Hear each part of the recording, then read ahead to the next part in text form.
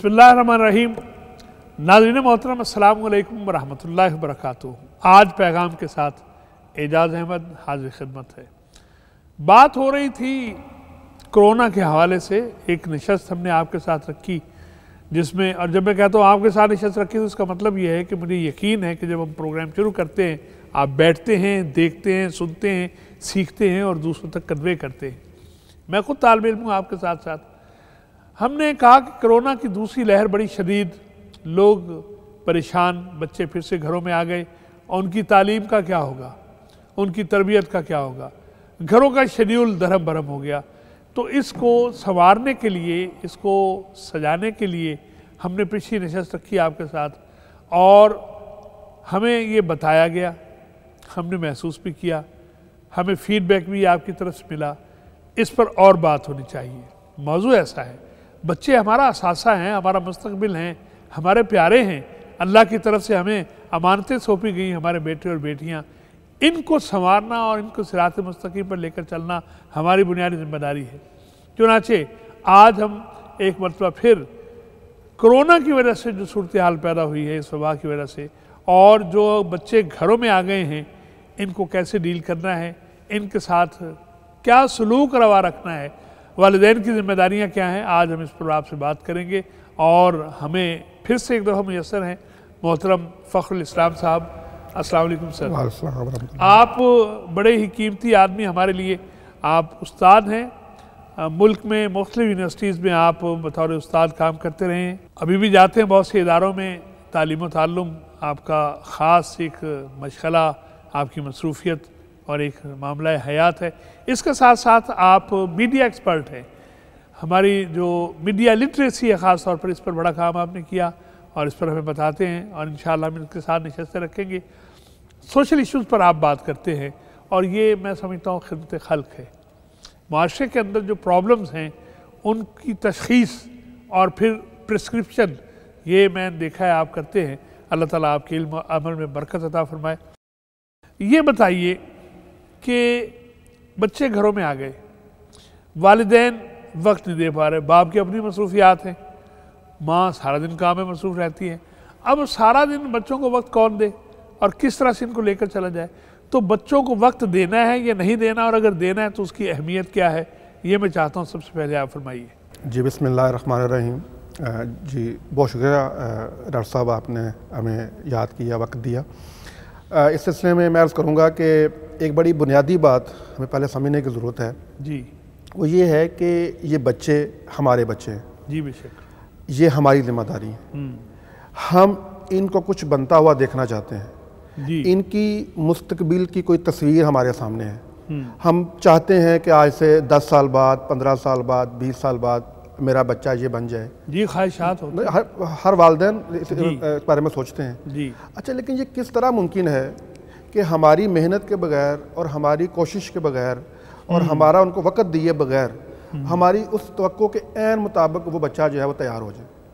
यानी हम कुछ भी ना करें, हम कुछ भी ना करें, हाँ, और वो ख्वाहिश हम कुछ करें। हम सिर्फ ये करें कि वालदा उसको नाश्ता बना के दे, वालदा उसके कपड़े वगैरह धो के दे, वालदा उसकी इस तरह की जो ज़रूरियात पूरी करे, वालदा उसकी फ़ीसें अदा कर दे, उसके कुछ जो उसके माली उसकी ज़रूरियात हैं वो पूरी कर दे, और उसकी तरबियत, उसके अखलाक, उसकी जो ज़हनी, जिस्मानी, रूहानी और उसकी जो आप कह लीजिए कि जज्बाती जो तरबियत है, उसमें हमारा जो है वो कोई किरदार ना हो। वो कोई उस्ताद कर दे, वो कोई ट्यूटर कर दे, वो कोई ट्यूशन वाली कोई कर दे और फिर वो बच्चा हमारी मर्ज़ी के मुताबिक बन जाए।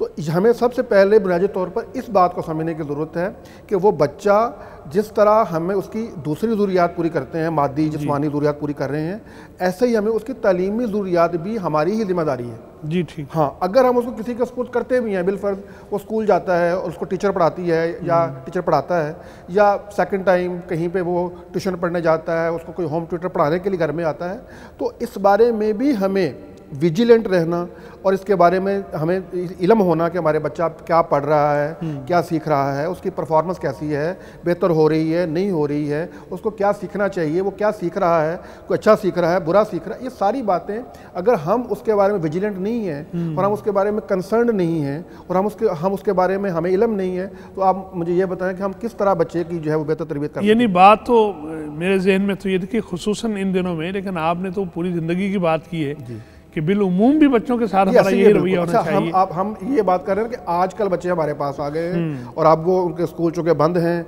और तालीमी इदारों की छुट्टियां हैं और बच्चे घर में, तो अब क्या करें? मैं कहता हूँ अच्छा, इसका मतलब ये हुआ कि अब तो हम इसके बारे में सोचें, लेकिन अमूमी हालात में जब स्कूल खुले हुए हों, बच्चे स्कूल में जा रहे हों, शाम को ट्यूशन पढ़ने जाते हों, अकेडमी में जाते हों, या होम ट्यूटर घर में पढ़ाने आता हो, तो उस वक्त हमें देखने की जरूरत नहीं है। या उस वक्त भी हमें बिल्कुल ये मालूम करने की जरूरत नहीं कि हमारा बच्चा क्या पढ़ रहा है, क्या सीख रहा है। हाँ, ये है कि साल के बाद इसके नंबर अच्छे आ जाए, साल के बाद इसका बेहतरीन रिजल्ट आए, पूरा साल ये क्या करता है हमें नहीं पता, रिजल्ट अच्छा होना चाहिए। हाँ, मतलब ये एक बहरहाल हमारा एक मतलब माइंडसेट बन गया। यानी आप ये कहना चाह रहे हैं कि रिजल्ट सिर्फ वो नहीं जो कागजों पर है, रिजल्ट वो भी जो उसके रवैये का उसका रवैया है, उसकी सोच है, उसका अमल है, उसके अखलाकी जो मामलात हैं, ये सारी चीज़ें उसकी ज़िंदगी का हिस्सा हैं। बल्कि मैं इसको अगर बहुत प्रिसाइजली कहूँ, देखें कि इंसान जो होता है उसकी 4 जो है वो जो बेसिक ट्रेड्स हैं जो मुख्तलिफ सोशल एक्सपर्ट्स ने जो बताए हैं कि उसकी जिस्मानी, रूहानी, जज्बाती और जहनी, 4 जिस्मानी, रूहानी, ज़हनी और जज्बाती। जी ठीक। ये 4 लिहाज से बच्चे को डेवलप करना चाहिए। जी ठीक। यानी वो फिजिकली भी हेल्दी हो, फिट हो, और वो जो है इंटेलेक्चुअली भी स्ट्रांग हो, वो स्पिरिचुअली भी वो जो है ना वो उसके अंदर मजबूत हो, बिल्कुल मजबूत हो, और वो इमोशनली भी वो जो है उसकी वो लोगों से इंटरेक्ट करना और चीज़ों करना। अब ये चारों चीज़ें एक साथ जो है डेवलप होती, उसमें हमारा कंट्रीब्यूशन जो इस हालात में तो हम आप कहते हैं कि नजर, यानी बच्चा इन चारों हैसियत से बढ़ तो रहा होता है, लेकिन वो किस नहज पर जा रहा है, हाँ, इस पे उसका अखलाक कैसे तामीर हो रहा है, पॉजिटिव है या नेगेटिव है, उसके जो इमोशंस हैं वो पॉजिटिव हैं नेगेटिव हैं, इस पर हमारा जो है वो कंट्रीब्यूशन नहीं होता। अच्छा, इसमें अब ये देखिए, चले खुसूसी अमूमी हालात सारे हमारे सामने आ गए और बच्चे हमारे हैं, चूँकि अपने हैं तो उनकी तामीर भी हमारे ज़िम्मे है, और जो आपने दूसरों को सुपुर्द कर दिया। अच्छा, जब हम दूसरों के सुपुर्द करते हैं तो क्या उस वक्त भी हमें थोड़ा बहुत देखना चाहिए कि दूसरे हाथ जिनमें हम बच्चों को दे रहे हैं वो कैसे हैं, उसके लिए कोई मेरिट है? जी। अच्छा, इसमें डॉक्टर साहब बिल्कुल ऐसा है। मैं ये वही बात है जो मैं आपसे अर्ज करना चाह रहा हूँ। जी। बच्चे को देखें, जब आप इंतखाब करते हैं कि मेरा बच्चा किस स्कूल में पढ़ेगा या किस इदारे में पढ़ेगा और किस उस्ताद के पास पढ़ेगा, जो जिस तरह कोई भी अगर आप चीज़ तय करते हैं, तो ओबियसली आपके जहन में कुछ उसके अहदाफ होते हैं। ठीक है, एक तो हदफ वो है जी कि मेरा बच्चे का ग्रेड अच्छे आने चाहिए, ये बड़े स्कूल में पढ़ना चाहिए, और ये मतलब कि वो उसने ये फलां करना है। अच्छा, इसके लिए भी आपको ज़ाहिर बात है कि वक्त तो देना पड़ेगा कि उस्ताद के पास जा रहा है तो क्या पढ़ रहा है। अच्छा, वो हमें, अच्छा ये बड़ी एक इंटरेस्टिंग बात है कि हर वालिदैन अपने आप से ये सवाल कर लें कि टीचर पेरेंट्स मीटिंग पर जब हमें बुलाया जाता है तो हम कितने विलिंगली और कितनी तैयारी करके जाते हैं। जी ठीक। क्या पता हो कि हमने क्या क्या बात करनी है, क्या क्या इश्यूज डिस्कस करने हैं, मैंने क्या क्या इस्तफसारात करने हैं, क्या क्या चीज़ें पूछनी है टीचर से, ताकि मैं अगला जो मरहला है इसके बाद, इस मीटिंग के बाद जो अगला मरहला है, अगली मीटिंग तक मैं उसके अंदर कुछ जो है वो बेहतर वर्किंग कर सकूं, और फिर अगली मीटिंग में जाके हम बच्चे की परफॉर्मेंस देखेंगे जो उससे बेहतर हुई है कि नहीं हुई है। यानी ये है वो बात जो आप करें, क्या उससे उसके साथ हमें विजिलेंट रहना, मैं कहा बिल्कुल रहना चाहिए। हमें उस्ताद के साथ हमारा इंटरेक्शन होना चाहिए, ओवर द फोन भी हम उससे बात कर रहे हों, और हमें ये पता हो कि ये मेरे बच्चे को क्या पढ़ा रहा है, और फिर जब उसके साथ मेरी मीटिंग हो तो उसमें भी मेरे पास तैयारी हो, मैं अपना होमवर्क करके जाऊँ अपने बच्चे के। जिस बच्चे के पेरेंट्स क्रिटिकल क्वेश्चन करते हैं आके असातिज़ा से, मैनेजमेंट से, लामहला उसकी तरफ ज़रा फिर तवज्जो ज़्यादा हो जाती है। जी सर, ये भी एक फ़ायदा जो है वो सर, एक होता है क्रिटिकल होना। आप तनकीद, ये क्यों नहीं किया, ये क्यों नहीं किया, मेरे बच्चे को आपने ऐसे क्यों किया, डांटा क्यों, फलां ने किया का। अच्छा, ये एक और बात है। एक होती है अपने बच्चे के बारे में कंसर्न होना।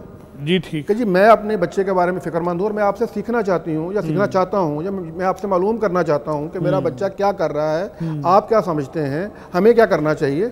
इस तरह की चीज़ जो है अगर हम उसके साथ उसको लेके चलेंगे तो फिर इंशाअल्लाह ताला वो बच्चा जो है वो आगे बढ़ेगा। हम इस तरह से जो पढ़े लिखे लोग हैं और पैगाम के हमारे जो दोस्त हैं सारे, असातिज़ा से जाके इस तरह की बात अगर शुरू कर लें कि पढ़ने में तो ये अच्छा है, इसका अखलाक कैसा है, जी। इसका किरदार कैसा है ज़िम्नन में, तो असातिज़ा की तवज्जो भी आहिस्ता आहिस्ता फिर इन चीज़ों पर हो बिल्कुल सकती है। बिल्कुल आती है। और लेकिन इसमें ना मैं जो बात यहाँ मेंशन करना चाह रहा हूँ वो ये है कि ये ज़रूर एक ना इसमें रहे कि हम ना ऐसा ना हो कि हम उनसे जवाब तलबी कर रहे हो कि आपने ये क्यों नहीं किया, ये मेरे बच्चे में नहीं है, तवज्जो दिलाना सिर्फ। हाँ, यानी उसमें होता है कि आप एक उनसे देखिए आपके पास बच्चा ज़्यादा देर रहता है, आप हमें बताएं, हमारे करने के जो काम है वो हम करते हैं, जो आप जहाँ पे काम सर अंजाम दे रहे हैं वो सारी बात आप अच्छा, एक बात यहाँ पर मैं समझता हूँ कि ज़रूर समझने की है लोगों के लिए, माँ सारा दिन मसरूफ़ है जी।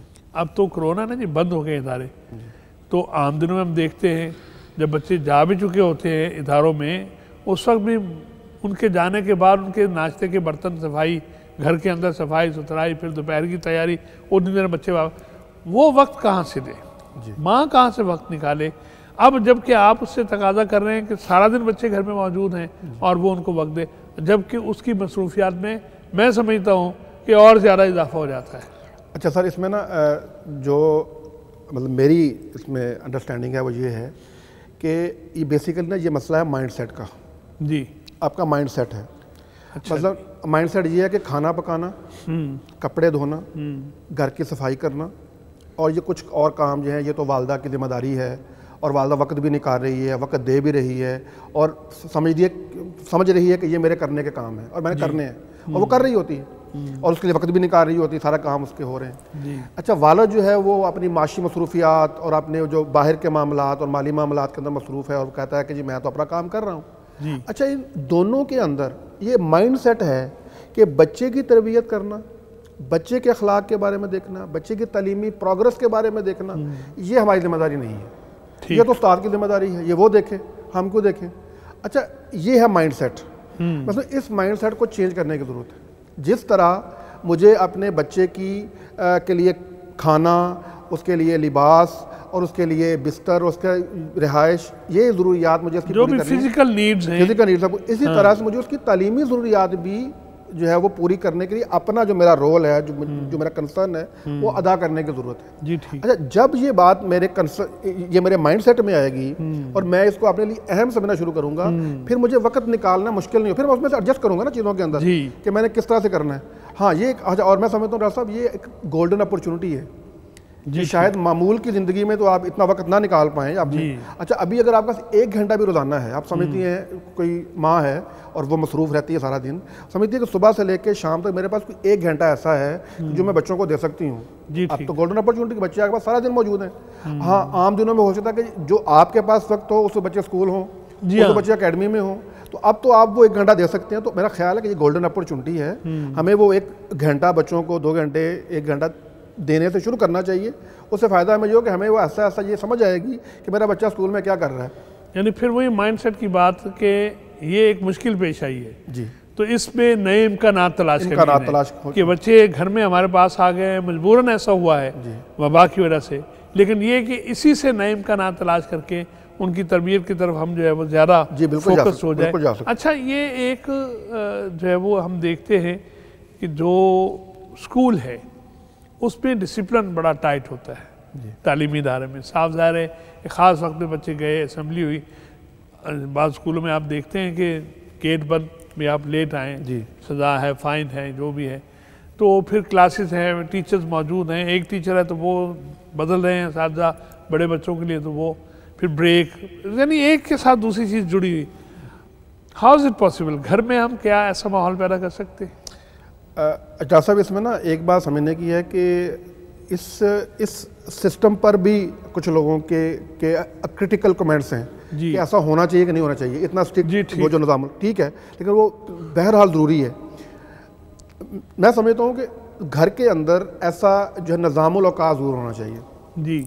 घर के अंदर एक निज़ामुल औक़ात अमूमी तौर पर, ये तो है ना कि हम कहें इन दिनों में अगर बच्चों को पढ़ाना है तो उसके लिए कोई ऐसा सिस्टम बनाया जाए या उसका एक टाइम टेबल जो है वो रहना चाहिए। बिलफर्ज क्या घर में कोई सोने का टाइम नहीं हो सकता कि हमारे घर में सोने का टाइम ये है? अब मुझे बताएं, अक्सर वालिदैन हमसे ये शिकायत करते हैं कि जी हमारे बच्चे तो रात को 12-1 बजे तक सोते हैं और रात को बहुत देर तक जाते रहते हैं, कुछ भी नहीं कर रहे होते, लेकिन बस वो ये सोने के साथ ही फिर जागने का वक्त भी इसके साथ। अच्छा, इसका मतलब अगर हमने कोई निज़ाम-उल-औक़ात यानी आम दिनों में भी। अच्छा, इस अभी मैं इसके बाद एक और बात भी शेयर करता हूँ आपसे, जो एक बड़ा इसमें एक मसला है हमारा कि सुबह यानी क्या रात को कुछ सोने का वक्त हो सकता है, क्या सुबह को उठने का वक्त हो सकता है। अच्छा, अगर ये 2 औक़ात हम मुतय्यन नहीं कर पा रहे तो फिर किस तरह मुमकिन है कि हम दरमियान में कोई पढ़ने का वक्त मुतय्यन कर पाएँ या हम उन बच्चों को बिठा पाएँ। अच्छा, ये तो 2 काम जो बच्चे ने करने। अच्छा, फिर तो कुछ भी नहीं हो सकता, फिर तो कुछ भी नहीं हो सकता। सिर्फ पढ़ने की बात नहीं है, लेकिन बात बड़ी कीमती हो गई कि क्या सोने और जागने के औकात नहीं हो सकते। अगर आप इजाज़त दें तो एक ब्रेक ले लें, ब्रेक के बाद ऐसी ही और कीमती बातें आपकी खिदमत पेश करेंगे। ज़रा सा वक्फा, फिर मिलते हैं इंशाअल्लाह। नाज़रीन, वेलकम बैक। आज पैगाम के साथ फ़ख्रुल इस्लाम हमारे साथ मौजूद हैं। बच्चे हमारी ज़िम्मेदारी हैं, इस ज़िम्मेदारी की मुख्तलिफ जिहाद क्या है और उन्हें कैसे अदा करना है। बहुत कीमती मौजू पर बड़ी कीमती बातें हमारे साथ हो रही हैं। बात हो रही थी कि अगर सोने और जागने के औकात घर में तयन उनका नहीं होगा तो फिर कुछ भी नहीं हो सकता। अच्छा साहब, मैं आपको एक मिसाल देता हूँ। जी इरशाद। जिन दिनों में बच्चों ने स्कूल जाना होता है जी, बिलफर्ज बच्चों का स्कूल 8 बजे लगता है और हर घर में ऐसे होता है कि हमने कुछ शेड्यूल बनाया होता है कि अगर 8 बजे स्कूल लगता है तो हमने कितने बजे घर से स्कूल के लिए निकलना है। जी ठीक। बिलफर्ज अगर मुझे आधा घंटा लगता है तो मैंने 7:30 बजे घर से निकलना है। जी ठीक। जब मैंने 7:30 बजे घर से निकलना है तो मैं तो यकीनन 6 बजे उठूँगा जी, या बच्चों को उठाऊँगा। 6 बजे बच्चा उठेगा, स्कूल की तैयारी करेगा, नाश्ता करेगा और फिर उसके बाद 7:30 बजे घर से निकल जाएगा। 6 बजे उठेगा बिलफर्ज। अच्छा, स्कूल बंद हो गया, मतलब बिल्कुल संडे आ गया, ऑफ डेज आ गए हैं, सैटरडे संडे होता है बाद स्कूलों में। उस दिन हम कितने बजे उठते हैं? 6 बजे उठते हैं। उस दिन तब उठेंगे हम 10 बजे 11 बजे। अब वालदा कहती है आज तो छुट्टी है, अब तो आज सोएंगे। हमने जो अपना निज़ाम-उल-औक़ात बनाया था वो तो हमने पहले दिन हम खुद ही तोड़ दिया। हर हफ्ते तोड़ते हैं हम, हर 7वें दिन तोड़ रहे होते हैं। अगर तो आप ये चाहते हैं कि आपके बच्चे डिसिप्लिन हों और आप जो अभी हम ये बात कर रहे हैं कि बच्चे स्कूल का डिसिप्लिन फॉलो कर रहे होते हैं, तो क्या ये मुमकिन नहीं है कि हम अपने घर में ये तय कर लें कि इतवार हो, ईद हो, खुशी हो, गमी हो, हमारे घर में सुबह उठने का वक़्त जो है वो 6 बजे होगा या 5 बजे होगा। हमने खुद उसका तोड़ दिया निज़ाम-उल-औक़ात। और बीइंग अ मुस्लिम जी हमारे लिए तो बड़ा एक बेहतरीन वक्त है सुबह उठने का। यही मैं पूछना भी चाह रहा था, आप बात शुरू कर रहे हैं कि हम जिस सोसाइटी में हैं और अल्हम्दुलिल्लाह जो मुस्लिम अक्सरियत और हम सारे मुसलमान, तो वो जो हमारा तो निज़ाम-उल-औक़ात बनाया है जी सर। देखें आप ना, यानी क्या ही अच्छा हो और क्या ही बाबरकत दिन का आगाज़ हो अगर घर के सब लोग फजर की अजान के साथ उठें। जब मौज़न कहता है सलातो खैरुम मिनन नौम, सलातो खैरुम मिनन नौम, ये है उठने का वक्त। यानी किसी मुसलमान के बेदार होने का वक्त जो है वो ये है अजान सहर। सुभान अल्लाह। अच्छा, एक बात अब देखें, अब चाहे छुट्टी हो, इतवार हो, ये कोरोना की छुट्टियां हो या कुछ भी हो, आपके बच्चे ने सुबह फजर की अजान से उठना है। वाह। एक और फिर इसमें एक और बड़ी खूबसूरत बात है जी कि एक बच्चा उठ रहा है सुबह स्कूल जाने के लिए जी और स्कूल नहीं जाना तो नहीं उठ रहा। एक बच्चा उठ रहा है सुबह फजर के लिए। अब जरा ये बताएं दोनों की जिंदगियों में बरकत का क्या आलम होगा। बस ये तो मुसलमान हमारा ईमान है कि जो बच्चा सुबह नमाज, अब ना कभी वो स्कूल से लेट होगा ना कभी माँ लेट होगी, ठीक है। और फिर इतवार वाले दिन भी यही मामूल। जो बच्चे बचपन से ही फितरत में हम आहंग हो जाएंगे साथ, उनकी सेहत और वो चारों पहलू जो आपने कहे, जी बिल्कुल, और ये उसके असरात होंगे, इसके असरात होंगे उसके ऊपर। और सब इसके लिए फिर अल्टीमेटली क्या होगा, आपको रात को जल्दी सोना पड़ेगा। जी ठीक। यानी ये भी अगर आप सुबह हमसे ये तय कर लें कि हमारा सुबह उठने का वक्त फजर की अज़ान है बस, तो रात को अल्टीमेटली फिर आपको खुद ही जल्दी सोना पड़ेगा, वालिदैन को भी। और पिछली नशस्त में वो जो हमारे यहाँ छोटे बच्चों को टीचर्स बात कहते early to bed early to rise makes a man healthy wealthy and wise, लेकिन ये तो वो चीज़ें जो जाहिर की हैं, हम तो स्पिरिचुअल बात भी कर रहे हैं और अखलाक की बात भी हो रही है, किरदार की बात भी। ये मॉडर्न वर्ड देखें, अब मॉडर्न वर्ड भी इस बात में कन्विंस है। जी जी। अब रॉबिन शर्मा एक बड़ा यानी आपका ट्रेनर है दुनिया का, वेल रिनोन्ड, उसकी एक बुक है 5 AM club. 5 AM club. 5 AM club. अच्छा, वो कहते हैं कि दुनिया के जितने टॉप CEOs हैं और जितने सक्सेसफुल लोग हैं, जी ठीक, उनकी जिंदगी के अंदर एक जो कॉमन हैबिट है वो ये कि they all are early risers. वाह वाह वाह। यानी वो they all are the member of the 5 AM club, जल्दी उठते हैं। ये तो उसने सीखा है थ्रू सोशल एक्सपेरिमेंट और थ्रू उसने लर्न किया है, अंडरस्टैंड। हमारे यहाँ तो बनी बनाई बात सुभान यानी अल्लाह जी। एक यानी आसानी कितनी है कि हय्या अल फलाह, कम ऑन टू सक्सेस, ये जो है सक्सेस की तरफ आना। आओ आओ, और सक्सेस यहाँ भी, ये सक्सेस जो है इस दुनिया में भी हो रहा है, यहाँ भी और वहाँ भी। और ये हम जो ये बात कामयाबी है, आपने बात शुरू की थी निज़ामुल औक़ात की जी। मैं कहता हूँ हमारे पास तो बने बनाए, हाँ जिस दिन हम इस पे आ जाएंगे, अब उसके बाद अब देखें ज़रा अर्ली आवर में उठें आप, जी आजकल अजान हो रही है 5:15 बजे 5:30 बजे, अब उस वक्त आप उठते हैं, अगर आपने नमाज पढ़ ली, अब उसके बाद आपने जो है अपना जब दिन का आगाज़ करेंगे तो कितना लंबा दिन है आपके पास। जी ठीक। वालदा के अच्छा, लिए इसी के साथ साथ एक चीज़, ये उन बच्चों की बात आप कर रहे हैं कि भाई बेटा नमाज के लिए उठो, जी वो उठ गए, आपने कहा भी ये काम करो, उन्होंने करना शुरू कर दिया। सारे बच्चे तो ऐसे नहीं होते, जी और जो अच्छे बच्चे होते हैं रवैये के एतबार से बाज़ औक़ात वो भी ज़िद करते हैं, और जो हों ही ज़िद्दी तबीयत के मालिक, हम वालिदैन को तो देख के सारे चांद सितारे लगते हैं, फूल होते हैं, लेकिन हम तो देखते हैं ना जी बच्चे ज़िद भी करते हैं, नहीं उठते। 10-12 साल का बच्चा अब नमाज के लिए वो अड़ी की उसने नहीं उठा है। इसी तरह से दिन में मुख्तलिफ मामूलात, मोबाइल उसने उठा लिया है, अब वो बात नहीं मान रहा। आप उसे कह रहे हैं भाई होमवर्क टाइम है, आपने ऑनलाइन चीज़ें आपकी आई हुई हैं वो आपने करनी है, वो कहते नहीं कर लूँगा देख लूँगा, वो घर से बाहर निकल गया है, दौड़ भाग। ऐसे बच्चों का क्या करेंगे? अच्छा सर, इसमें ना मैं 2 बातें अर्ज़ करता हूँ जी। पहली बात तो ये है कि ये जो आपने मसला बताया है कि बच्चे ज़िद करते हैं, बात नहीं करते, इसका एक पहलू ये है कि बच्चा ज़हनी तौर पर इस बारे में कन्विंस है कि चूँकि छुट्टियाँ हैं स्कूल से, तो मैं क्यों पढ़ूँ, तो मैं क्यों बैठूँ। यानी अब तो मौका मिला है, अब तो खुशी का इजहार हुआ है कि अब तो छुट्टियाँ हो गई हैं।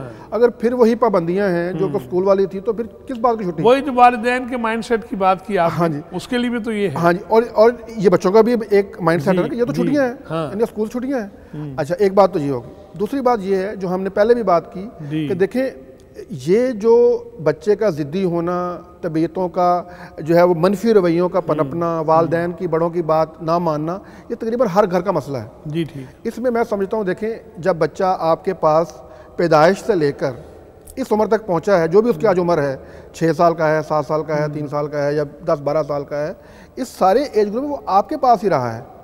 जी ठीक। वो आपके साथ ही उसने वक्त गुजारा है, और आज जो उसकी आदतें बनी हैं और पुख्ता हुई हैं, इस पर बराए मेहरबानी बच्चे को इल्ज़ाम देने की बजाय कि बच्चा बड़ा ज़िद्दी है, बच्चा बड़ा बदतमीज़ है, बच्चा बड़ा फलां, अपने आप को इल्ज़ाम हम क्यों नहीं दे रहे? यानी मैं बतौर वालिद और मैं बतौर वालदा अपनी नाकामी तस्लीम क्यों नहीं कर रहे कि ये असल में हमारी आउटपुट है, हमारे वो जो 6, 7, 8, 10, 12 साल की मेहनत का ये नतीजा निकला है। और जो हमने प्रोग्राम के शुरू में बात की थी कि जो आप बच्चे को आज से 20 साल बाद देखना चाहते हैं, वो तो आज आपको नज़र आ रहा है आपके सामने। जी ठीक। यानी आज जो उसकी आदत हैं, आज जो उसके रवैये हैं, ये आपको कुछ बता रहे हैं। यानी तालिब इल्म अक्सर अर्ज़ करता है कि वालिदैन अपने बच्चे अपने वालिदैन का अक्स होते हैं। जी, जो वो देखते हैं, हम जो कहते हैं वो नहीं करते, वो हम जो करते हैं वो करते हैं। इसके लिए आपको सीखना पड़ेगा how to deal the kids, how to talk, how to communicate, how to train, how to educate. यानी आपके बच्चे, जो मैंने शुरू में बात की थी, देखें मेरा बच्चा है, मैं इसके अंदर कुछ आदत पैदा करना चाहता हूँ और मैं नहीं कर पाया हूँ, तो मुझे अपनी नाकामी को आज तस्लीम करना चाहिए, उसके बाद मुझे ये बात अज़म करना चाहिए कि मैंने इसको सिखाना है, और इसमें कोई शर्म नहीं महसूस करने की मुझसे गलती हो गई है। ये मेरी जिम्मेदारी है बतौर बाप के, बतौर माँ के, ये मेरी जिम्मेदारी है। अच्छा, हमने समझा ये उस्ताद की जिम्मेदारी है कि वो पूरी करेगा। अब मुझे बताएं, जो उसके वालिदैन हैं, जो उसके माँ बाप हैं, जिनके ये जिगर का टुकड़ा है, जिनका ये मुस्तकबिल है, अगर ये इनकी जिम्मेदारी नहीं है तो एक तीसरे बंदे की जिम्मेदारी कैसे हो सकता है? और उसकी वो फीलिंग्स कभी भी नहीं हो सकती, जो एक बाप की और माँ की हो सकती है उसके लिए। इसलिए मैं अगेन सॉरी, वो आपकी बात को मैं आगे बढ़ा रहा हूँ कि बच्चा असल में हमारे ही ट्रेनिंग का आउटपुट है। ठीक। हाँ, आज से हम ये बात सीखना शुरू करें, जानना शुरू करें कि हाउ, और आजकल तो बड़ा यानी ये एक हॉट टॉपिक है पेरेंटिंग। हमारे यहाँ इस्लामी जो हमारी रिवायत है उसके अंदर ये आता है तरबियत औलाद, कि वालिद और वालदा एक मुरब्बी के तौर पर बच्चों। अच्छा, यहाँ एक ज़रूर मैं चाहूँगा आपसे रहनुमाई, गलती का एहसास हो गया कि जी हमसे गलती हुई है, हम बच्ची की तरबियत अच्छी नहीं कर सके, अब क्या किया जाए? हाँ जी। अब वो तो एक ख़ास सतह पे एक ख़ास तरबियत में ढल चुका है, तो उसके लिए फिर तरीक़ाकार क्या इख्तियार किया जाएगा? देखिए डॉक्टर साहब, इसमें ना हमें बतौर वालिदैन जी हमें भी सीखने की ज़रूरत है। जी हमें भी लर्न करने की ज़रूरत है। दुनिया में अब ये होना शुरू होगा कि अब ट्रेनिंग शुरू हो गई है वालिदैन की ना, जी ठीक, यानी पेरेंटिंग के ऊपर ट्रेनिंग होती हैं। वालिदैन को ये बताया जाता है, ये सिखाया जाता है how to be a good parents. जी ठीक, बच्चे में अच्छी आदत कैसे पैदा करनी है, बच्चे की बुरी आदत जो है वो कैसे निकालनी है। यानी बच्चों की तरबियत से ज़्यादा कहीं ज़्यादा ज़रूरी है वालिदैन की तरबियत है। जी, ठीक। मैं ये करना चाहता, जो बात मैंने बिल्कुल शुरू में की थी माइंडसेट की, जी जी, कि हमें पहले खुद देखें, हमारे वालिदैन की कोई तरबियत तो नहीं हुई कि how to raise your kids, कि आपने ठीक। बच्चों की तरबियत कैसे करनी है, जी, बच्चों को ठीक। पालना कैसे है। अब हर एज में बच्चे की ज़रूरियात मुख्तलिफ हैं। जी ठीक, यानी जो छोटा बच्चा है उसकी और है, जो थोड़ा जी, सा ठीक। बड़ा है उसकी और है, जो बच्चा प्राइमरी में चला गया उसकी और है, जो मिडिल में है उसकी और है, जो उसके बाद टीन में चला गया उसकी कुछ और है। जी, तो ठीक। अब हर ये तो हमारे सीखने की चीज़ है कि अब बच्चे की ज़रूरियात क्या हैं, उसकी इमोशनल नीड्स क्या, वो हमने जी, पूरी ठीक। करनी जी, है। तो ठीक। ये जब तक हम खुद नहीं सीखेंगे तो हमें ये वालिदैन जो ये बात यानी जैसे हम 5 साल के बच्चे को ट्रीट कर लेते हैं, 15 साल बच्चे को ऐसे ट्रीट ऐसे नहीं नहीं करेंगे, करेंगे, बिल्कुल नहीं करेंगे जी, बिल्कुल। उसमें खराबियां आएंगी, उसमें फिर ऐसे ही होगा। मसाइल होंगे। अच्छा, तो हमारे यहाँ तो ये सारी चीज़ें मुयस्सर नहीं है इस तरह से। वालिदैन की तरबियत के हवाले से कोई इदारे, कोई लेक्चर्स, कोई मैं माफ़ी के साथ कि इसका तो शऊर ही नहीं है। अब ये जो वक्त गुजर रहा है, आज क्या करें हम? इतना सब इस तरह है, देखें इसमें ना सबसे पहली बात तो ये कि इस बात का एहसास होना। जी अब आपने जिस तरह फरमाया कि अगर किसी को एहसास हो गया तो फिर मैं आपको यकीन दिलाता हूँ कि बहुत मटेरियल पड़ा हुआ है। जी यानी ठीक, आपके इस वक्त, यानी अगर आप कहते हैं कि सोशल मीडिया पर बहुत पड़ा हुआ है, इदारे ऐसे मौजूद हैं। जी ठीक, और फिर एक और बात कि जब आप इन तलब होगी ना, यानी कि मैंने सीखना है, ऐसी किताबें लिखी हुई हैं लोगों ने हमारा इस्लामिक लिटरेचर के अंदर, जी ठीक। इवन वेस्ट के लिटरेचर यहाँ पे उर्दू में ट्रांसलेट हुआ है। तो ये हम उसको, यानी इस बात को लर्न करना, इसको सीखना जब शुरू करेंगे तो इंशाअल्लाह वो क्या किसी ने कहा था कि सफ़र है शर्त, मुसाफिर नवाज मुसाफिर नवाज बहते रे, हजार हा शजरे सारा राह में। अच्छा, सीखना शुरू करें तो सूरह लुकमान से ना शुरू कर लिया जाए, जहाँ उन्होंने अपने बेटे को नसीहत की। बाप अपने बेटे को क्या नसीहतें कर रहा है। अच्छा ये कंटेंट है। जी ठीक। अच्छा, इसमें उलमा कहते हैं कि दो बात, एक है कंटेंट, जी जी, एक है उसकी प्रेजेंटेशन। जी ठीक, कि हमें वो जो ये तो मिल गया कि क्या क्या चीज़ें सिखाने की ज़रूरत है बच्चों को। मतलब उनकी ऊंची आवाज़ में ना बोलो, ये ऐसी होता है कि जैसे गधे की आवाज़ सबसे बुरी होती है। अब उसको धीमे लहजे में सिखाना, कैसे सिखाना है? सूरह हुजरात से, सूरह मोमिनून से, सूरह नूर से, शर्म हया।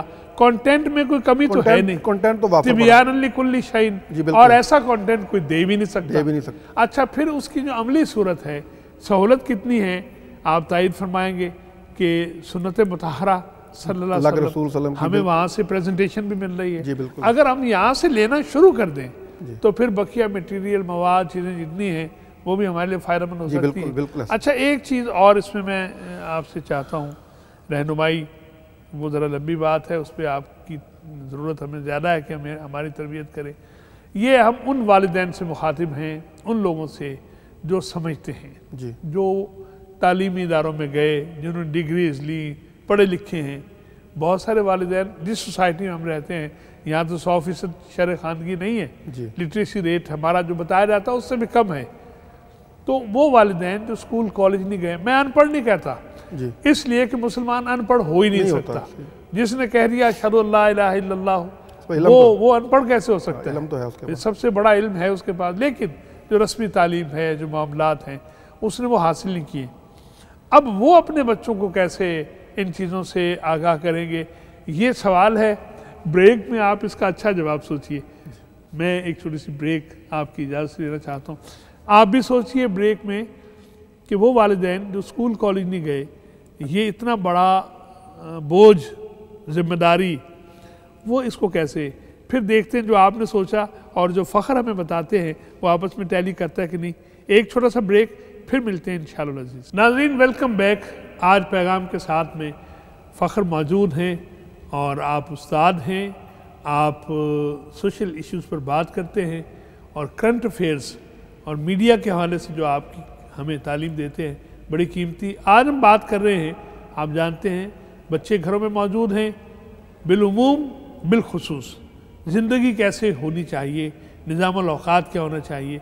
और चलते चलते अभी आखिरी बात जो आपसे हो रही थी ब्रेक से पहले, सवाल मैंने किया और जवाब अब आपसे लेंगे कि जो वालिदैन स्कूल कॉलेज नहीं गए, रस्मी तालीम जिनकी नहीं हुई है, अब बच्चों के इतने इतने बैग्स, इतनी इतनी बुक्स, इस पर भी खैर एक राय आपकी अपनी होगी, लेकिन वो चीज़ें मौजूद तो है, एग्जिस्ट करती हैं।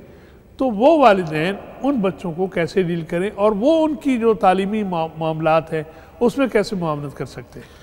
अच्छा सर, इसमें ना ये बात समझने की ज़रूरत है कि वालिदैन जैसा आपने फरमाया उन्होंने जो रस्मी तालीम नहीं हासिल की। अच्छा, वो समझदार हैं, वो ज़ीरक हैं, ज़िंदगी के मामलात को निपटाते हैं, अपने बहुत सारे जो उनके समाजी मामलात हैं उनको एड्रेस कर रहे होते हैं। सिर्फ ये है कि वो जो एक बाकायदा रस्मी तालीम होती है वो हासिल नहीं की। मैं आपको बड़ी एक दिलचस्प तजर्बा बताता हूँ कि मेरा स्कूल है तो जाहिर बात है वो वहाँ बैठने का मौका मिलता है, वालिदैन आते हैं, बात करते हैं। तो एक वालदा आई तो कहने लगी कि उनका बच्चा आया मॉन्टेसोरी में प्ले ग्रुप के अंदर पढ़ने के लिए। कहती है कि ये आपका जो तरीक़ाकार है साउंड के साथ पढ़ाने का और फोनिक मेथड के साथ पढ़ाने का, ये बड़ा अजीबोगरीब जी। हम तो अल्ले बे पढ़ी हुई है, आप जो है उसको तरह से पढ़ाते हैं। तो मैंने कहा आपने पहले कितना आप पढ़ी हुई? कहती जी मैं तो बिल्कुल नहीं पढ़ी, बस अलिफ बे का मुझे पता है, अलिफ बे आती है और ABC वगैरह जो पढ़ी होती है बुनियादी। इसके अलावा तो आप तो पढ़ाते हैं साउंड के साथ आ बा खा, तो ये तो हमें नहीं आता।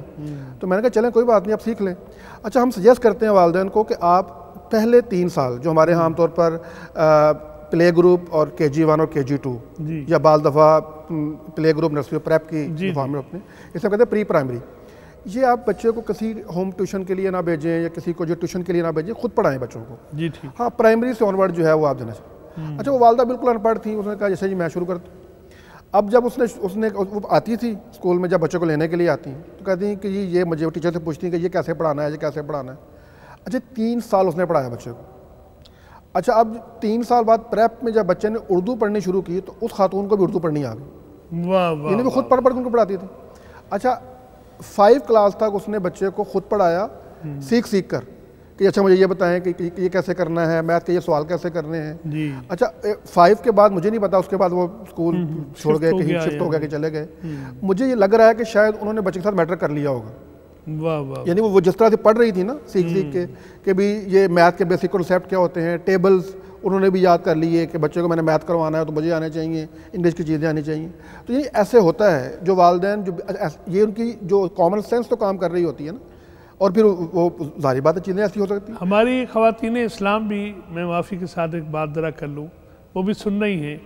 वो माँ, इन्हें नहीं पता फ़खर साहब को कहाँ गई, वो जहाँ भी है उसको और उस जैसी तमाम माओं को मैं सलाम अर्ज़ करता हूँ जिन्होंने बच्चे के साथ ऐसे ही है और तालीम और तरबियत। अच्छा, एक और बात यह है कि देखें मैं फिर अगेन करूँ, हमारी जो कॉमन सेंस भी होती है, हमारी जो मामलात को सुलझाने की सलाहियत भी होती है।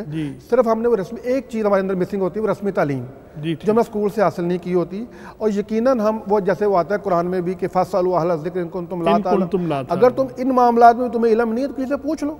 अगर तुम्हें मैथ नहीं आता, तुम्हें इंग्लिश नहीं आता, तुम्हें साइंस नहीं आती, किसी से समझ लो और समझ के बच्चों को समझा दो। हाँ, ला इल्मी किसी भी मैदान में होगी, उसी के जो माहिरीन है उनसे रुजू कर लिया। सर मैं एक बात यहाँ पे ख़ास तौर पर अपने नाज़रीन को जो है ज़रूर बताना चाहूँगा कि आप बच्चे को किसी उस्ताद के पास इसलिए भेजें कि या वो चीज़ सीखने के लिए भेजें जो आपको नहीं आती।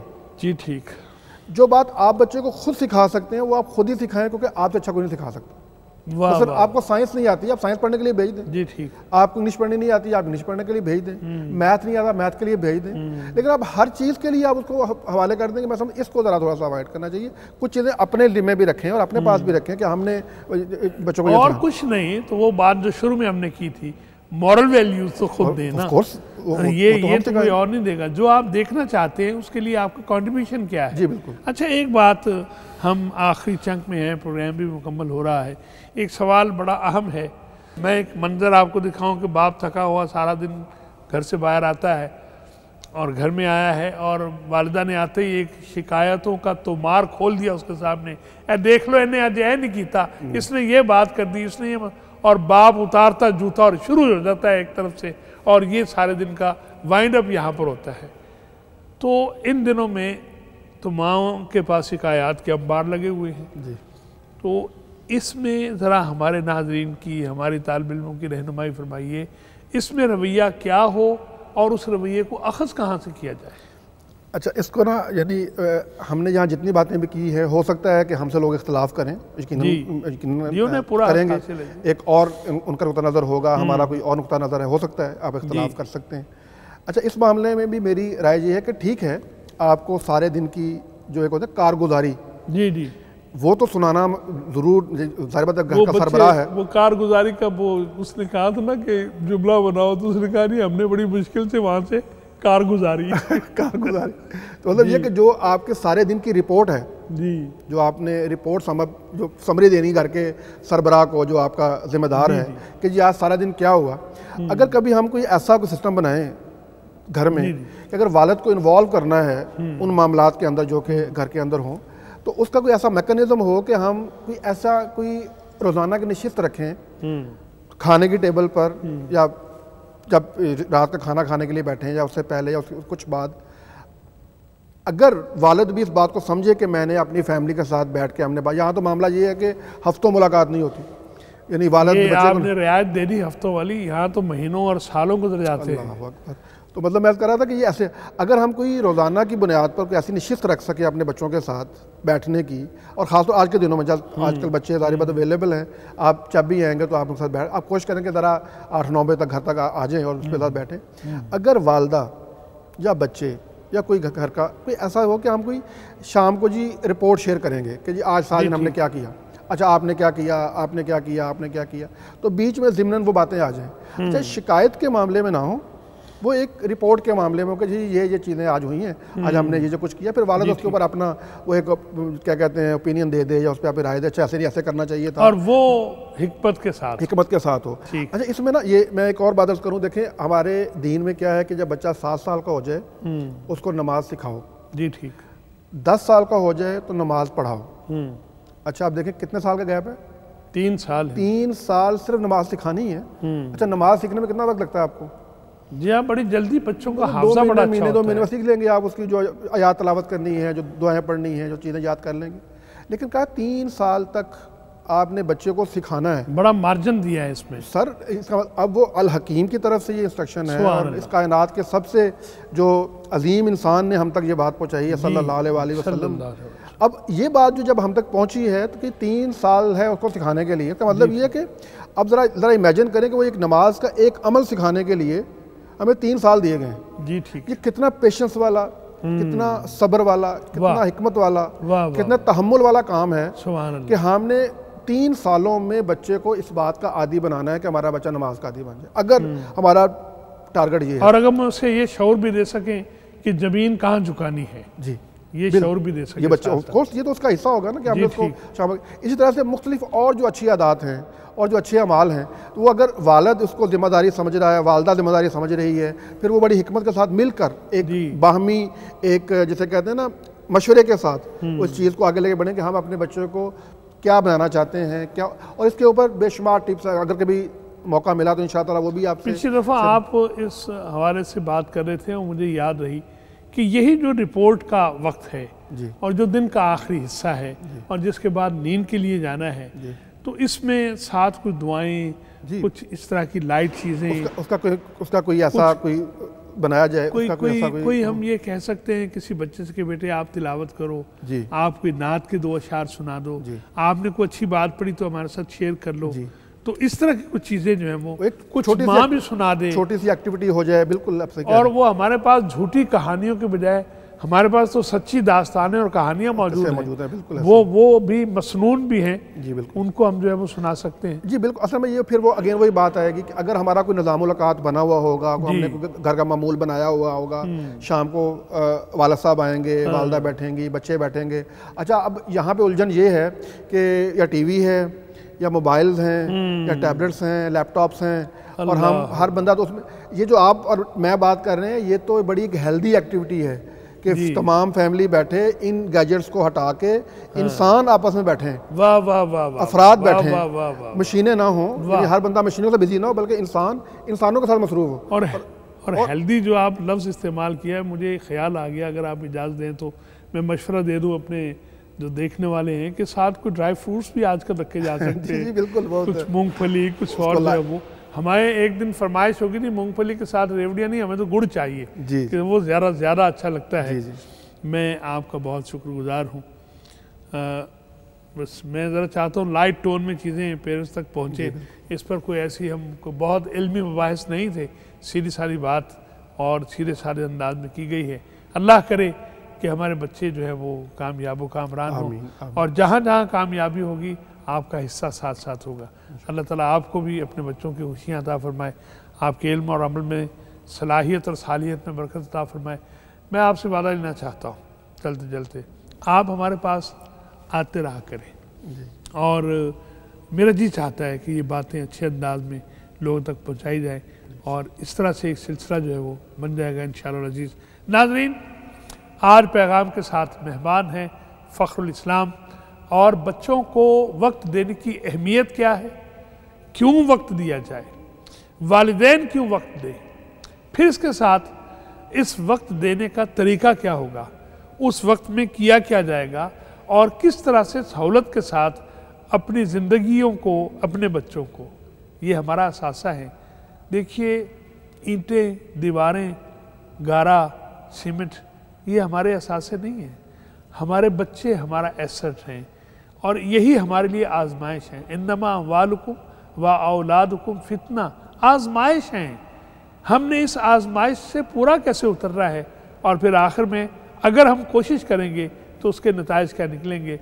अल्लाह करे ये बातें आप हिर्ज़ जाँ बनाएं, लोहे कल पर इनको महफूज कर लें। अपने बच्चों को संवारना हमसे ज़्यादा कोई और नहीं जानता, हमसे ज़्यादा कोई और जानता भी है तो जिस मोहब्बत से मैं और आप अपनी तरबियत औलाद कर सकते हैं, कोई और क्यों करेगा। इसलिए कि सबसे ज़्यादा नताइज हमारे सामने आने हैं। हम इस तरह की कुछ और गुफ्तगूएँ भी आपकी खिदमत पेश करेंगे। आज के लिए इतना ही काफ़ी है। अपने मेज़बान एजाज़ अहमद को इस दुआ के साथ इजाज़त दीजिए, अल्लाह रब्बुल इज़्ज़त हमें हमारे बच्चों को जन्नत में मोहम्मद रसूलुल्लाह सल्लल्लाहु अलैहि वसल्लम का साथ नसीब फरमाए, अपने दीदार की सारत से बहरामंद फरमाए, और हमारी औलादों को हमारे लिए तोशा आखिरत बना दे। इजाज़त दीजिए। अस्सलामु अलैकुम व रहमतुल्लाहि व बरकातुहू।